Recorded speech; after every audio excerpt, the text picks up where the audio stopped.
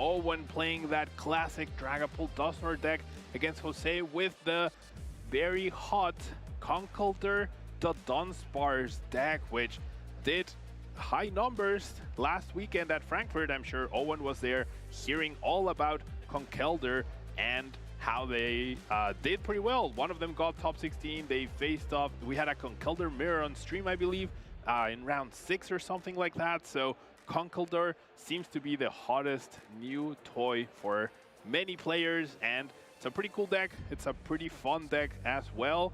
And I think we're about to see if it can go toe-to-toe against one of the top decks in the metagame, Dragapult Dunsparce. And this Dunsparce idea, players have really experimented with this time and time and time again as a draw engine. I remember seeing it in like Archaladon, for example.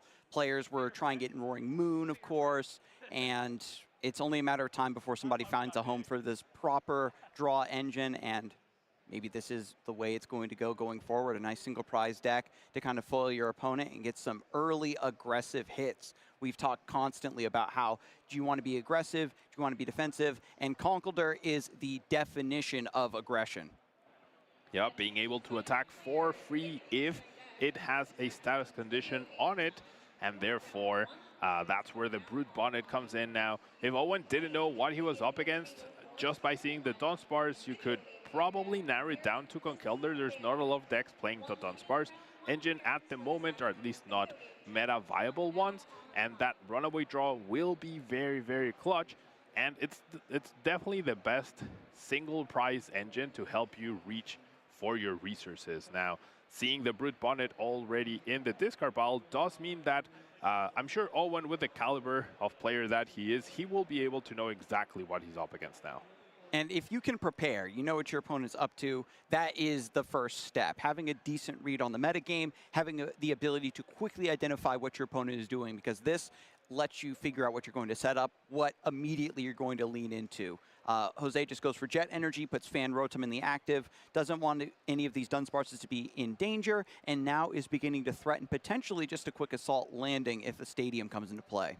Yeah, that stadium being so clutch, but it is part of Jose's strategy. He definitely wants to have that in play. Does play 3 copies total, does have 2 Gravity Mountain and 1 Town Store to help him find those ancient booster energy capsules a lot easier. And now, over on Owen's side, we are going to see him very thoroughly check the prices. I'm sure he wishes he had the price cam that we have right now. He's going to see the Haluch is not available, which can be pretty clutch to bring that HP of Dunsparce into 60 with that flying entry, and a Dracloak not available. The Blood Moon probably not going to be a factor. So yeah, we'll see how Owen handles this.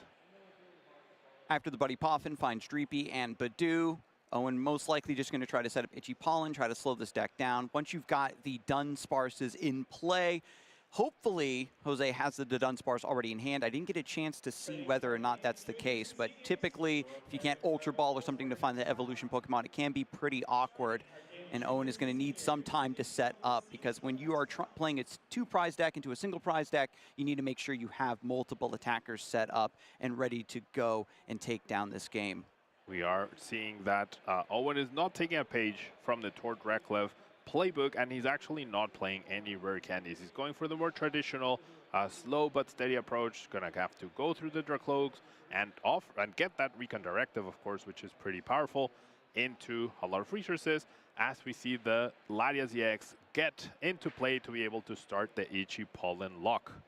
With Nest Ball, brings this down. Skyliner allows you to retreat your basic Pokemon for free, and now Jamming Tower entering play is not trying to deny anything towards the Fan Rotom, just wants to get this down.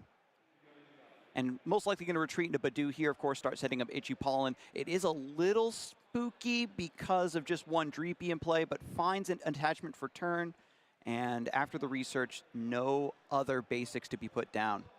Now, this Jamming Tower getting put into play immediately is actually a pretty big deal, because that's 1 less Stadium Owen will have to counteract the 2 Gravity Mountains that Jose has, which will bring Dragapult EX's HP to a much more achievable number and will allow Conkeldurr to threaten a 1-hit knockout onto it with the poison damage bonus. So Timber and Conkeldurr and Boss's orders drawn off of the Dunsparce, so its runaway draw is going to shuffle those back into the deck. Jose signaling that he will go back in. No Timber were set up on turn 1, of course, so still a little bit behind of evolving into the main attacker for this list. But, you know, Assault Landing is still here to take a prize card, and Owen is more than happy to see Badoo go down and not this Dreepy. Yeah, especially there's no Ultra Ball allowed to be played. We are under Ichipollen lock, which is very impactful because that doesn't allow Jose to be able to play these item cards to be able to find the Timbers, right? Last turn, he didn't find a Timber. That's the main Pokemon he needs.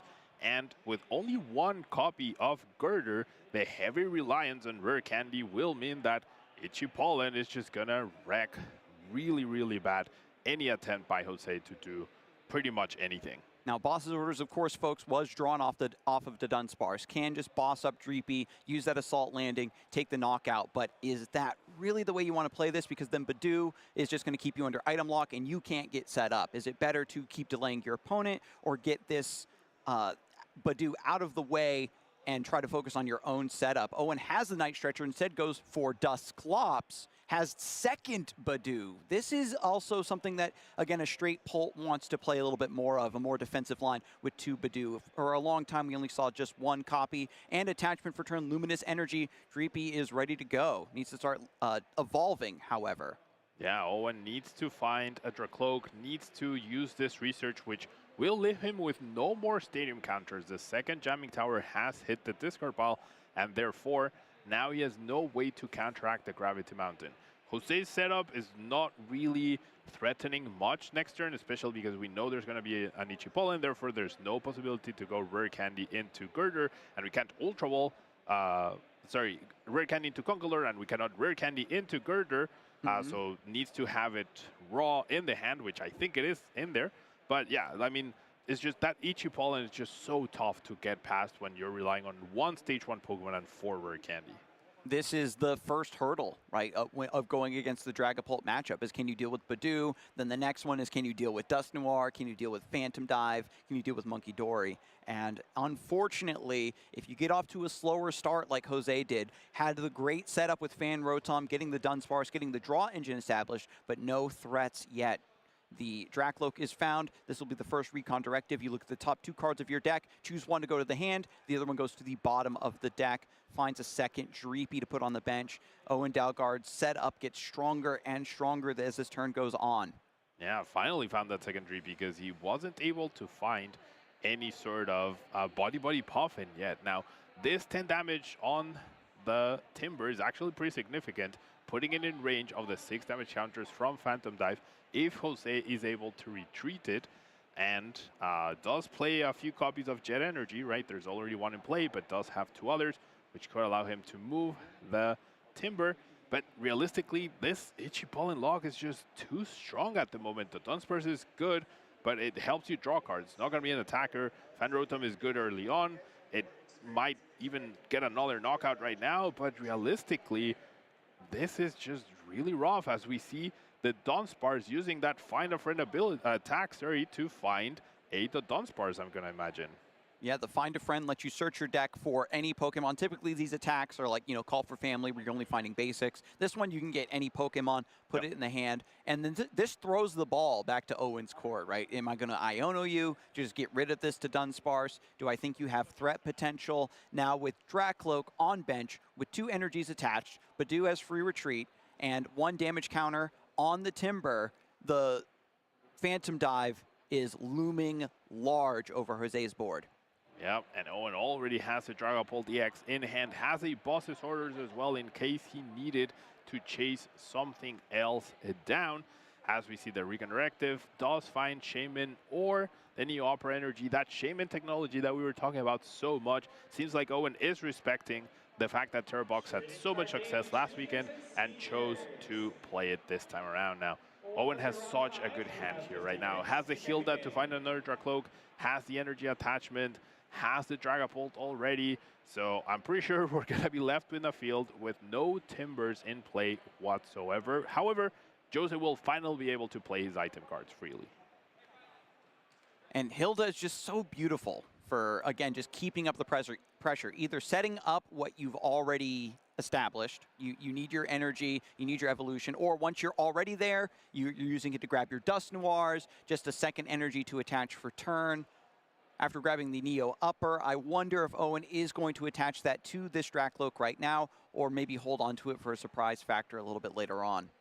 And the fact that you can actually like have that luxury, right? Do I want to attach the Neo Upper? Do I want to do it slow with your opponent applying no pressure with their setup just being so weak? And yeah, we see the Timber KO. So sure, go ahead and play any item cards you want because you're barely going to be able to have a Timber in play next turn anyways, with the threat of Dust Clubs, with the threat of a potential Dust Noir, and with those ever-looming Phantom Dive damage counters. Jose's forced to get at least 2 Timber in play, and you're putting Timber on the bench. That means you have less room to bench Dunsparce to evolve and try to draw cards. Owen taking prize cards means that there's a much higher chance that Hawlucha is going to come through and establish that flying entry combination for Phantom Dive to take the Timbers down. So after drawing 3, the runaway draw shuffles the Dunsparce back into the deck, and now Jose, before committing to that, is just going to figure out what's next to be played. Colress's Tenacity to find a special energy and a stadium card. We know that Gravity Mountain is in here. It does reduce the HP of Stage 2 Pokemon by 30? Yep. 20. By 30. 30, right. However, right now the priority is, of course, setting up. So we need to be able to find those Timbers. We need to be able to draw extra cards, and that's where the enriching energy comes in. When you attach it, you draw 4 cards off the top. So a Hilda essentially can get you at the Dunsparce and this enriching energy, which is +7 cards each turn. But so you can see the setup has been so weak. There's nothing really here at the moment, and we need at the very least 2 Timbers right now to hope to be able to survive. And because the Colress has been played, Owen knows his hand is not changing. And if there's a boss's orders there, Adam, I don't think we're going to see any Timbers survive the next turn. Yeah, the Artisan was a great grab off of Chorus, but that's only going to get you 1 Pokemon. Jose's got to dig a little bit deeper. I'm hoping to see a Nest Ball or something. Brute Bonnet enters play. We have an Ultra Ball, so that could get us the second Timber. I would like to see the draw first with the enriching energy. That way, if you get a Timber, you can Ultra Ball for something else. Like right now, thinning is very important in your deck, but right now you want a lot of basic Pokemon in your deck so that you can draw them with that enriching energy, and then afterwards find whatever piece you might be missing. We see Owen reading the girder.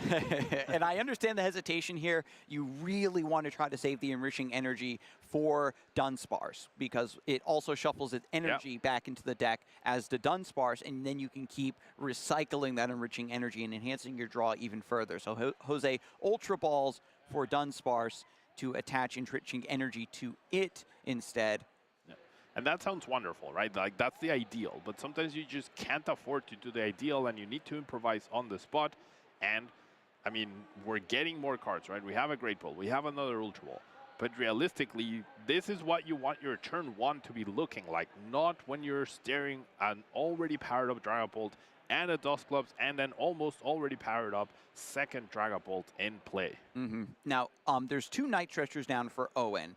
I don't know if there's a Dust Noir in the discard pile just yet. I don't believe so. But if Owen is able to just find the Dust Noir with an Ultra Ball or maybe just off of Recon Directive, you know, that's going to be another just explosion to wipe Jose's board. This is definitely Owen's game to lose. He just has to step up and collect the victory here in game number 1.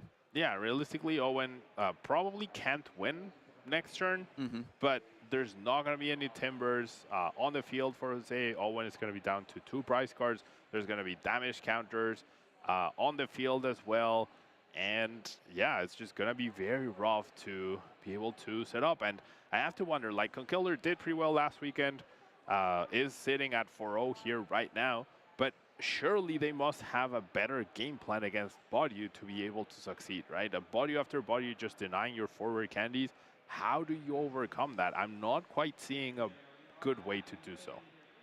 If you've got Fan Rotom, maybe double Fan Rotom or something, you just keep hitting the Badoo, taking the first 2 or 3 prizes. If you have a better setup behind, the item lock, I think it's fine, because the Dunsparces showed up beautifully in the early game. It was the lack of timber, really. If there was a couple timber in play, maybe the item lock wouldn't have been as devastating.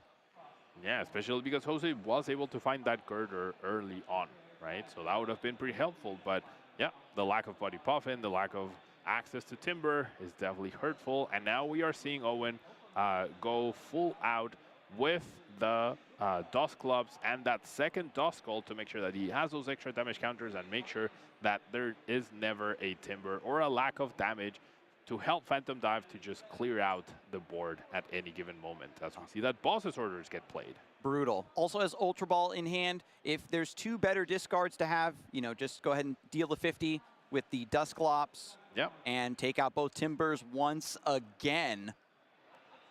Yeah, I mean, I have to wonder, do you just keep all the resources? You don't even need to attach an energy. You can't bench under Dreepy. You don't really have to. You could just establish the second Dragapult here, but you value the Recon Directive, especially now that you're going down to 2 prizes. Your opponent could Iono, and maybe that would hurt a little bit. So I do like keeping that Dracloak as a Dracloak, especially because the active is not really threatened when there's no possibility of a Conkeldurr showing up. If you are playing a deck like this where your game plan is very telegraphed, you know, Dragapult excels at dismantling these kinds of plays because they lean into Badoo when they need to slow you down. They can use Phantom Dive in combination with Halucha, Countercatcher, Boss's Orders, and Cursed Blast to make sure you are not getting set up.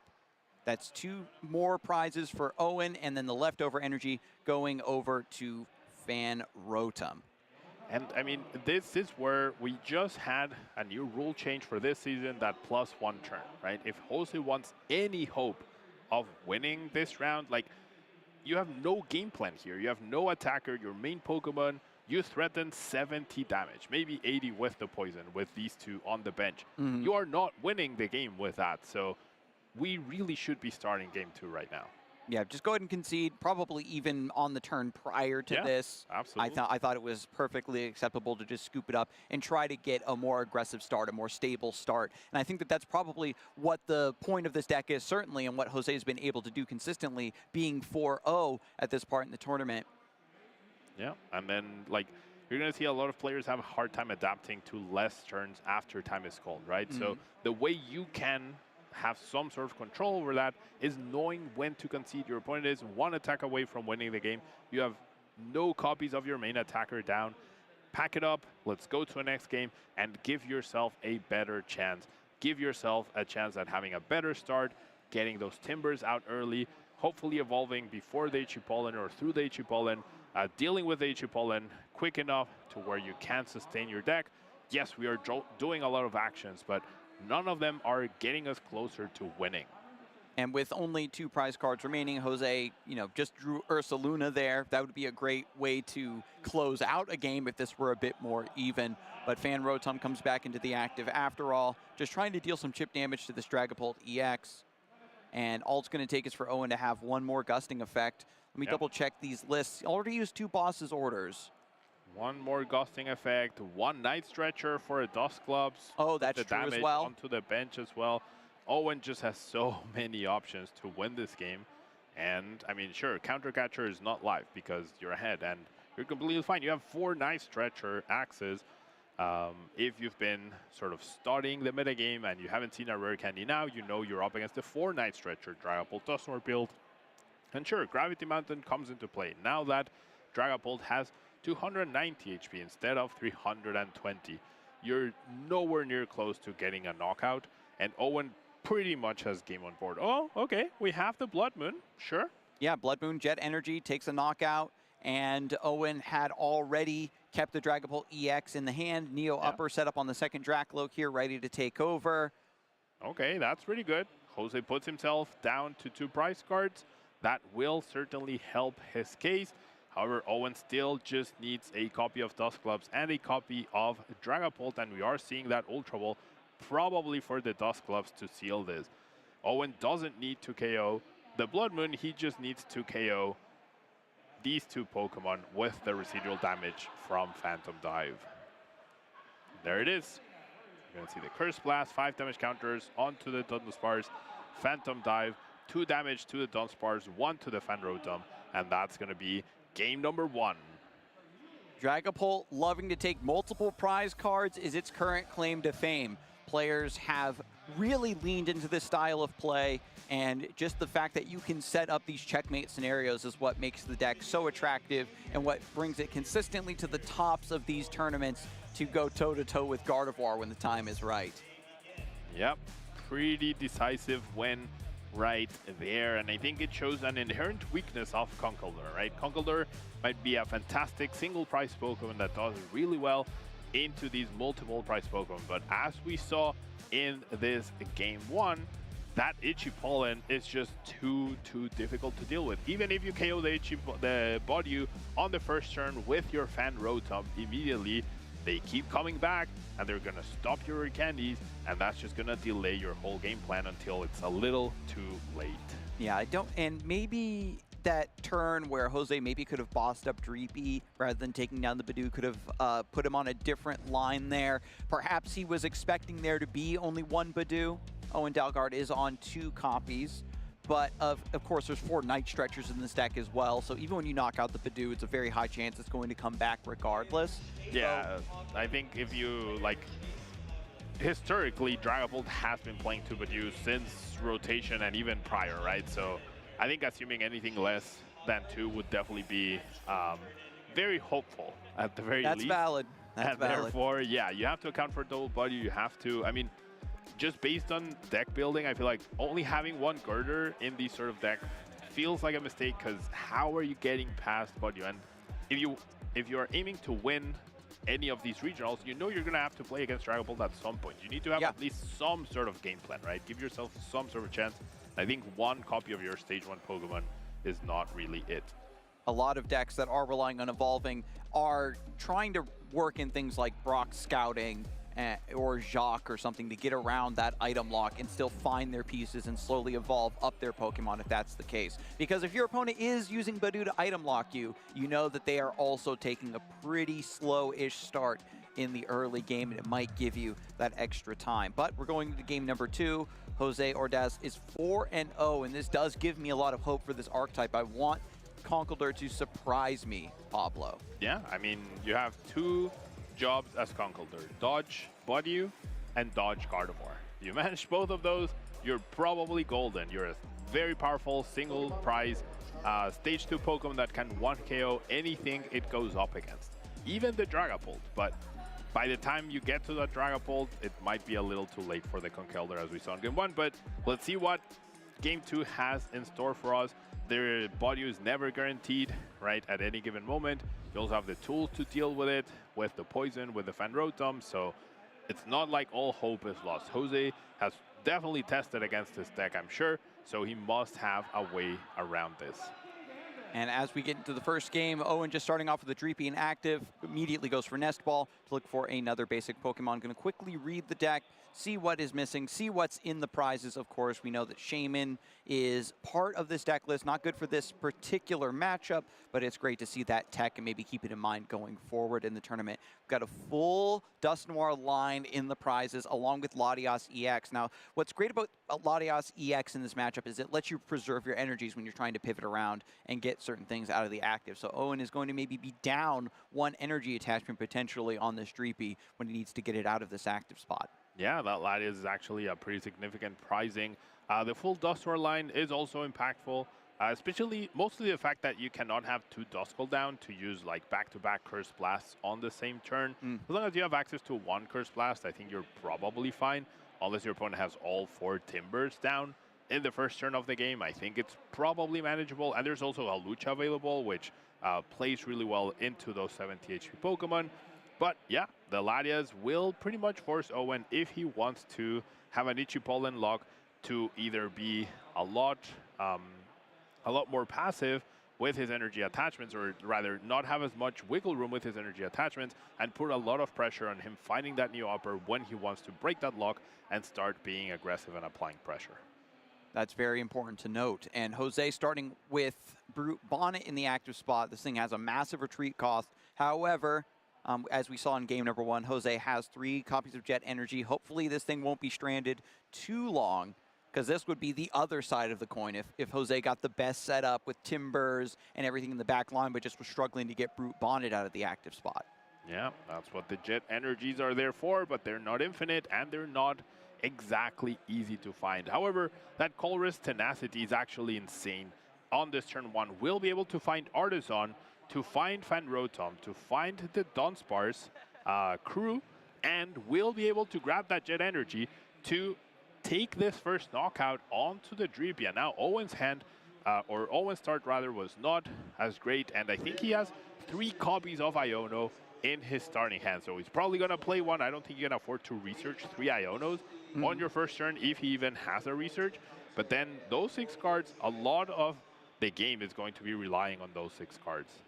And with this first Dreepy going down, it means the second Dreepy is forced into the active spot. So it's the same conundrum over again for Owen, trying to get the Dreepy out of the active spot, having to go down an energy attachment in order to do so. I remember in the earlier days of Dragapult, right, you know, you're running things like Rescue Board. Yeah, seems like Jose's getting ahead. You can't search for a Pokemon and an energy. It's a stadium and energy. The stadium gets played. Now we can search for the Fan Rotom. So, I mean, this is normal, right? A lot of us take a few shortcuts in order to speed things up, and there was nothing illegal about it. He was just thinking 3 steps ahead, but hadn't done that first step initially. But now we're seeing everything play out. We do see the enriching energy over the Jet energy, so I wonder if there's already a Jet energy in hand, or if Jose's just really trying to prioritize the draw in order to try to find Timbers.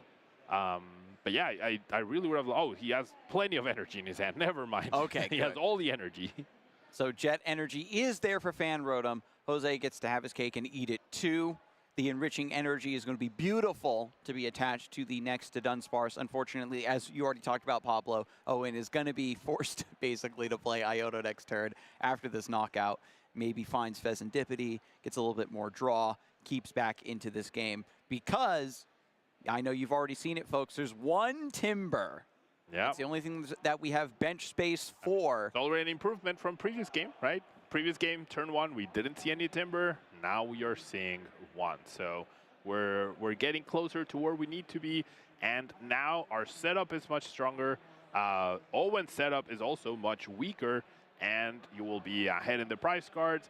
If your opponent wants to Ichi Pollen, they will not be able to do it through Latias. Jose doesn't know this, but Owen does. So there's going to be a lot of pressure mounting on his energy. So a lot will be happening at this point. And the game looking a lot better for Jose right off the bat.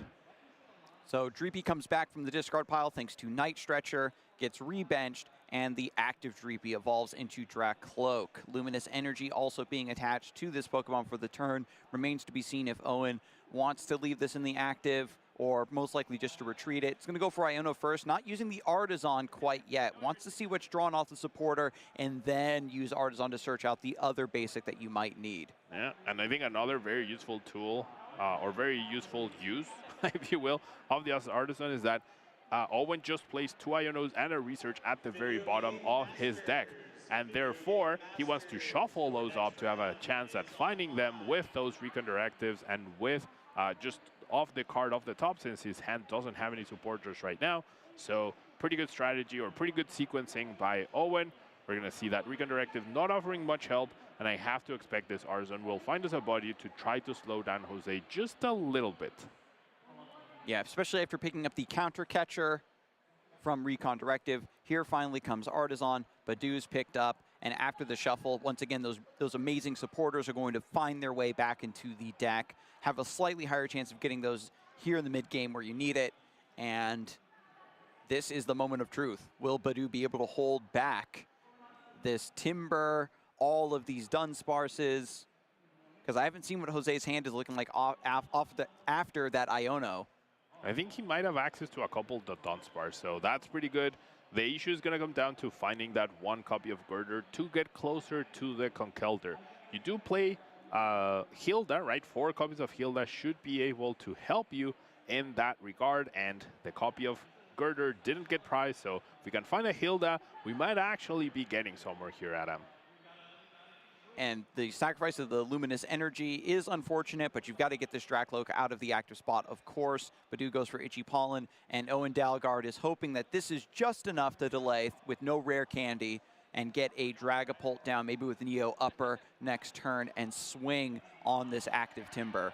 Yeah, that counter catcher on the Timber is actually pretty significant. Slows down the pressure on the Fanrotom, and Owen doesn't know it, but Jose had a Jet Energy in his hand that got shuffled to the bottom of the deck, I believe. Now, this the Dunsparce will open up a bench space for Artisan to be utilized for a second copy of Timber, so that's also pretty significant. So a lot of synergy between Jose's cards in this turn right now, but it's all about the Girder at the very least, and also finding another Jet Energy to continue the pressure and bring this Timber, hopefully soon Girder, back into safety. But one copy of Jet Energy is prized, so that leaves, oh, and there's one in the discard pile as well. We see the new feature here for the stream. We have one copy of Jet Energy prized, one copy in the discard pile, and one copy in play. So actually, we cannot move this Timber this turn. It's going to be another attach and shuffle. Excuse me, the Dunsparce is getting runaway draw back into the deck, has to evolve the active into Girder just to keep that down.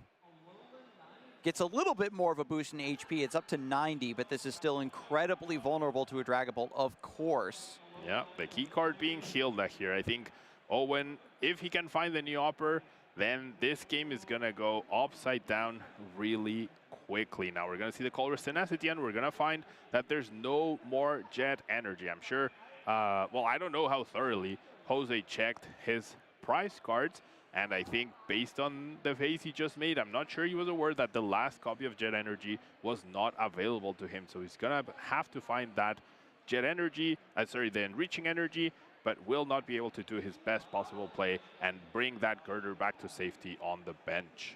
Yeah, with the Brute Bonnet and the Girders, these things have big retreat costs, so it becomes very difficult to pivot around, and that's what the Jet Energy is for. Just picks up Town Store and Enriching Energy.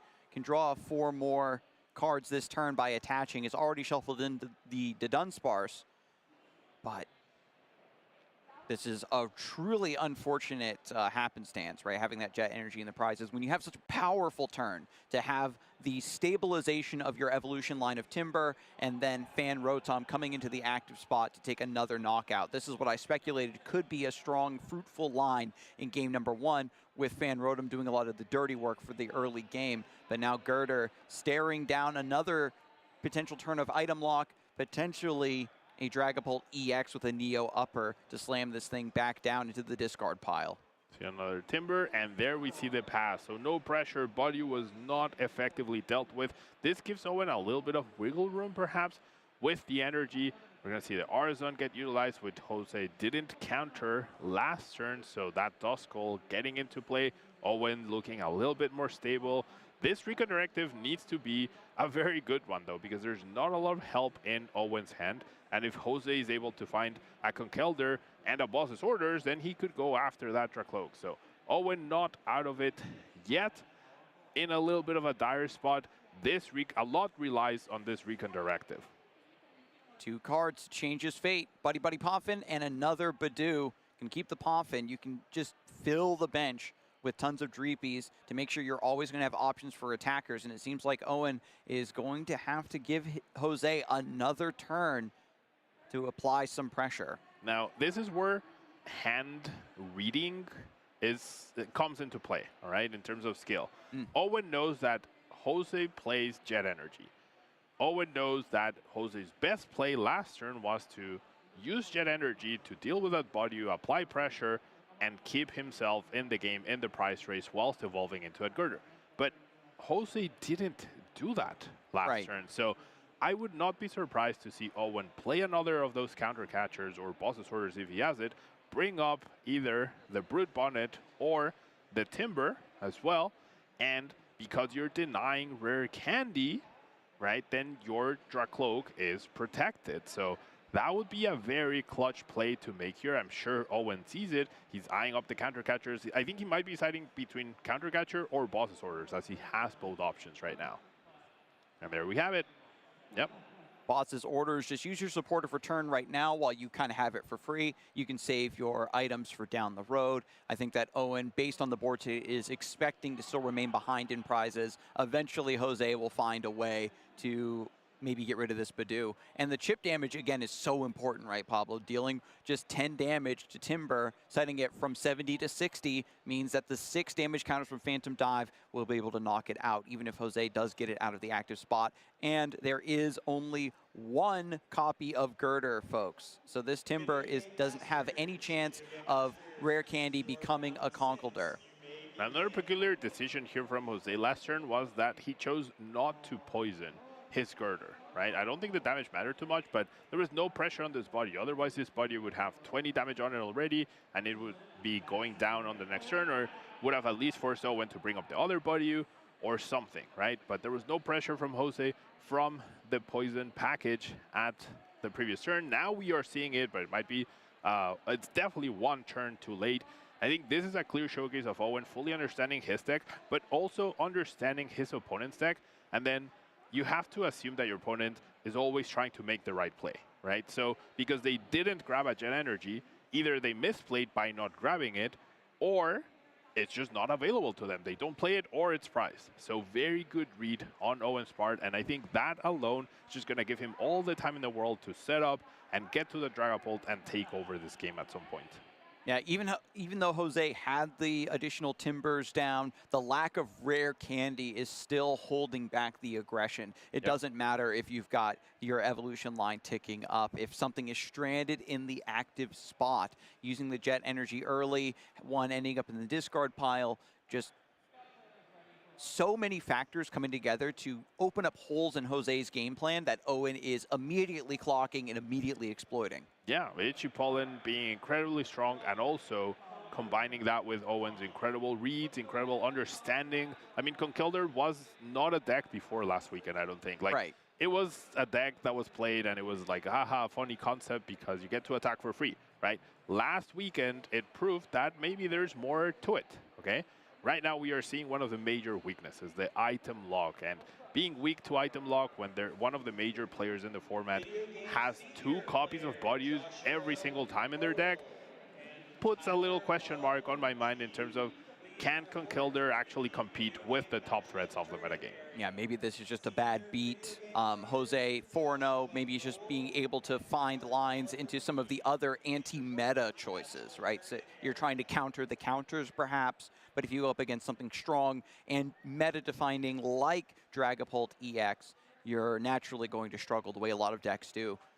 When you're going up against Badoo, your opponent is much more comfortable letting you do your game plan and do your slow evolution setup, because that's what Dragapult also wants to do. And they're just going to make that bet that once we're both established and we're both evolved up and we start swinging on each other, Dragapult is going to come out on top no matter what, especially because of the additional threats of spreading damage counters, taking multiple prizes. You're able to sort of offset even the strength of playing a single prize deck, which is what Conkeldurr is trying to lean into. Now, this will definitely be the final confirmation that Owen needed in terms of like, okay, if my opponent had a Jet Energy and chose to be conservative and not play it that previous turn, there's no reason not to grab it right now and just keep applying pressure and doing more things, right? He just played a Colorless Tenacity, is choosing to fail both aspects of the card choice. Therefore, my opponent is stuck. And Owen, honestly, with the time left in the round, Owen could just choose to play into bringing up this guy, bringing up, perhaps not that guy, but bring up this guy over and over, because Jose will not be able to move it whatsoever.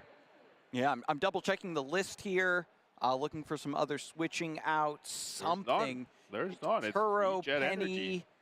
3 Jet Energy, and that is it. Not even a Latias EX, so that's another big weakness of this deck, I feel like.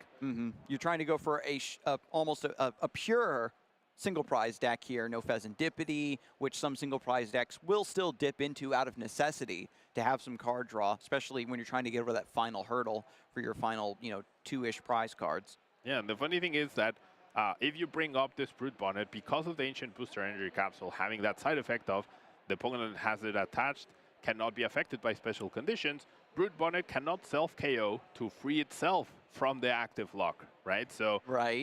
Jose's damage output right now is basically 10 until Owen decides if he chooses to bring this. Jose's damage output will be 20 damage in between turns. That's not enough to win this game even with the time left in the round. And off and just goes for counter catcher. Yep, and we're going to see an even better play. We're going to just remove all the timbers from play. Phantom Dive on the active, 2 damage counters here, 2 damage counters here, and then once again we have a Fan Rotom base deck, not even a Conkeldurr deck. We have not seen Conkeldurr attack once this game, or this round. An insane play. When you let Dragapult set up and manipulate the damage counters to their benefit, these board dismantling plays are exactly what's in store for you. Yeah, that's exactly what Dusknoir does best when combined with Dragapult. We are seeing Dragapult at its best, and we are seeing all sorts of weaknesses exposed by the Conkeldurr deck. So if you're struggling against Conkeldurr, this is a pretty good showcase on what it's really missing and why Conkeldurr is a balanced deck, right? The combo is there, the synergy between the cards is there, but it's not as broken as the combination of Dusknoir and Dragapult EX. And I mean, Dusclops even, you don't even need Dusknoir at this point. And this devastating play is coming off of the back of Owen, just keeping his wits about him and recognizing, yes, of course, my opponent doesn't have any jet energy, so I can have my pick of the litter here when it comes to what I want to attack, what I want to have in the active and item lock. Knowing 100% that your opponent's Pokemon is stranded in the active gives you free pass to take as much time as you like to establish your plays and wait for the perfect alignment of opportunity, abilities, attacks, damage counters for maximum devastation. Yep. Buddy Puffin will give us another Timber, right? And the Dunsparce, but once again, we are just benching the Pokemon that attacks versus our opponent's fully set up board, basically. Like the big piece missing is a Duskull, but if Owen is able to find a Hawlucha, that 1 damage counter takes care of the single copy of Timber once again. And there's only 1 Night Stretcher in the deck, so there isn't even any real recovery left to bench 2 and have some hope of rare handing into it the next turn. This is just really, really bad for Jose here. Every possibility for this deck to go wrong seems to have shown itself during this set. It's really unfortunate to see folks. These oddball decks are always such a fan favorite. Great to see them succeed or to have, you know, a moment to shine in the tournament. But the lack of switching cards, like only access to 1 Night Stretcher, you can tell that this deck is built to immediately hit the ground running and not take its foot off the gas. If your opponent has any chance to slow you down, you can see where this deck really struggles to recover. Hilda finding enriching energy once more. And of course the Dunsparce. This is also the meat and potatoes of the deck, having this draw engine, this repeating draw engine, so that in the later stages of the game, your opponent can't Iono you down and try to find a way back into the game. You're able to constantly keep up that pressure and aggression. But yeah, from Jose's standpoint, you're drawing cards, but to what end? Yeah, exactly, right? It looks very fancy. You're drawing 7 cards off of 1 supporter, right? Like Hilda all of a sudden becomes a better research because you're not getting rid of any resources. However, what do you do after, right? You need something to sustain that. And of course, Conkeldurr is a fantastic Pokemon, don't get me wrong. But it's just balanced versus the absolute raw power against Dragapult, against Gardevoir, right? And this is why, like, when a deck like this does so well at a tournament, there's a lot of spotlight and a lot of attention put into it, and for good reason, right? But it's also not a coincidence that this deck has not been a popular choice amongst many players up to this point, right? So there's a balance between a hidden gem, but also something that can generally compete against the top threats of the metagame.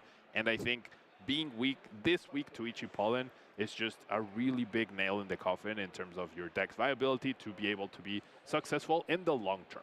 Mm-hmm. And there's a lot of people, right, that are also going to see this game and take it as a challenge. Oh, you know, Timber is my favorite Pokemon. I want to make it work. That's, you know, what the game is about for me. That's what I enjoy doing. And, you know, take some notes, folks. You can see, okay, if you're thinking about building this deck, you're going to want to try to maybe weave in a secondary attacker of some kind, have some more switching out, try to put that 4th jet energy in, maybe a Turo, to get these things out of the active spot. Maybe we're looking at Hilda, things of that nature. Excuse me, like Brock Scouting, right, to get away around the item lock. These are just important deck building fundamentals when you're considering what you want to not just build, but what you want to bring to a tournament. Can I deal with this really popular line? Can I deal with this? Can I deal with Badoo, right? A card that you know you're going to run into multiple times in that day. Yeah, I mean, Badoo, such a small Pokemon, such a big threat, right? That's, I think, a very good way to describe Badoo. And now, Owen, this turn has the perfect combination, I think, already in his hand to be able to basically secure the game. He has Flying Entry Hawlucha to put 1 damage counter on either of these 2 Pokemon, and has Boss's Orders to bring the other Timber that's undamaged, and therefore seal this game. I think I saw the Hawlucha in his hand. Yeah, it's there. It's there. There's a Boss and there's a Hawlucha. I can't imagine him doing anything else. Of course, the Duskull is tempting. Of course, you could potentially want to do that. Seems like it's going to be the Duskull instead of the Hawlucha plus Boss. Did he play a supporter already? Maybe that's what I missed. Maybe he researched into all these resources. I don't think the support. Sure. I don't believe the support has been used for turn, but I think that Owen, you got to keep your wits about you, right? You got to stay focused. Sometimes when you're so far ahead of your opponent, maybe you start to fall asleep a little bit. You know that your game's in the bag. Maybe you're thinking too much about the next round, but no, Sid goes for Hilda. Yeah, I mean, Owen must. Is Owen trying to get fancy, pull off another 3 prize turn, rather than just dismantling the Timbers instead? I mean, that's impossible, right? He's not going to choose not to attack this turn. So, yeah, I mean, he must have something else in mind. He might not be in any rush. He might be generally just wanting the Conkeldurr to have its time of day right now. Taking down both Timbers is no longer an option, but Owen's still pretty much in the driver's seat.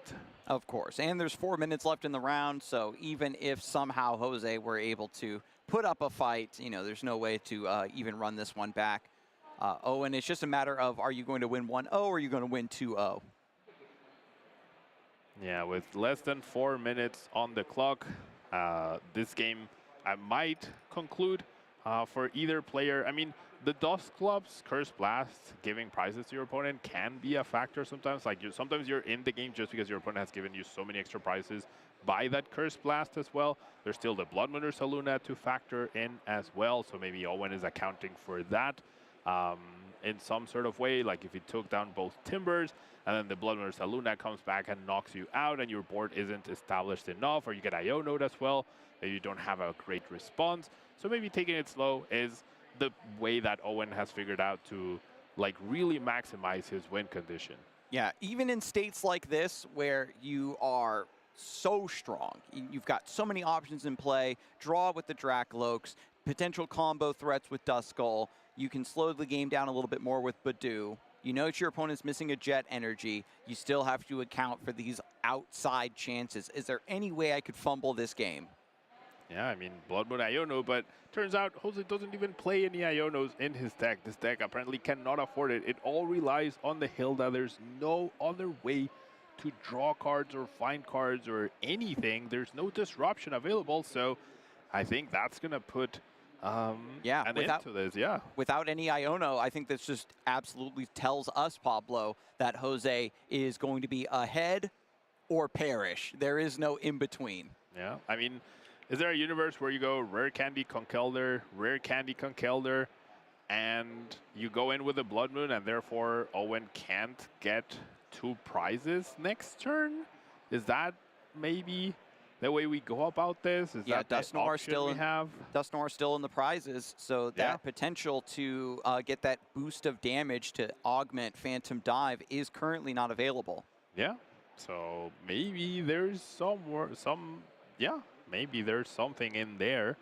How could Owen have prepared for that? There's no Rare Candy for Owen at all. So yeah, there's no way to, I mean, there's no Dusknoir available because it's priced. Even if there was, there's no Rare Candy. So yeah, I don't think there would be a way to do that. But we're not seeing that second Rare Candy. That Timber will be available. The Dunsparce doesn't get discarded. Yeah, and this is the other point. This is the other part of it, right? You leave the Dunsparce, so hard to say. Yeah, the Dunsparce in play. so that when your opponent is going to Iona you potentially, you still have that draw engine prepped and ready to go. But Conkeldurr, folks, gutsy swing. If it is affected by a special condition, it can attack for no energy. Has the Ancient Booster Capsule onto Brute Bonnet, so it can activate its ability to poison both active Pokemon. Yep, we're going to grab the Enriching Energy and the Dunsparce. We're going to shuffle up that deck. Now, Jose was looking at that other copy of Rare Candy as he was looking through his deck. So there is a universe where if he manages to find that combination and takes a knockout here, maybe Owen cannot counteract that situation. I'm seeing the Rare Candy in hand. Does have another Dunsparce to potentially draw with. Missing that Conkeldurr though. The Binding Mochi will help him do extra damage. We see the poison. We're not gonna even attempt it. So all Owen needs now is a Dragapult to take down the Conkeldurr, take down the Timber, and win this game. So draws for turn. The timer is ticking down. Owen is going to be turn. It will finish out his turn, and then Jose will get one more turn before the set is over. There's no copy of Dragapult actually in the hand right now, and I'm only seeing Iono as draws. So there is a universe where Owen could whiff off of this Iono 2-2. I mean, does have double Drag Cloak. I did see a couple nice stretchers in there. There's an Ultra Ball, there's a Dragapult as well. So I would say odds are pretty in favor of Owen hitting this. But it's, oh, I think he has a research. Never mind. I think he just researches into whatever he's missing. Mm-hmm. And it's not just about the, you know, finding a Dragapult. You just got to find Night Stretcher or something, right? Yeah, exactly. There's so many options available to him right now. We're going to research, and I mean, we're going to research for 7, and we have access to potentially 4 more cards. So that's 11. I can't imagine there's many more cards left here. And we see the Night Stretcher already in the hand. We're going to see the Dragapult, and we're going to see this game close out. I really wish we could have seen Jose use that leftover the Dunsparce in order to try to find that Conkeldurr and remove that possibility from Owen, because that generally could have given him a very real chance of closing out this game. But Owen takes it down. Dragapult, Dusk Noir,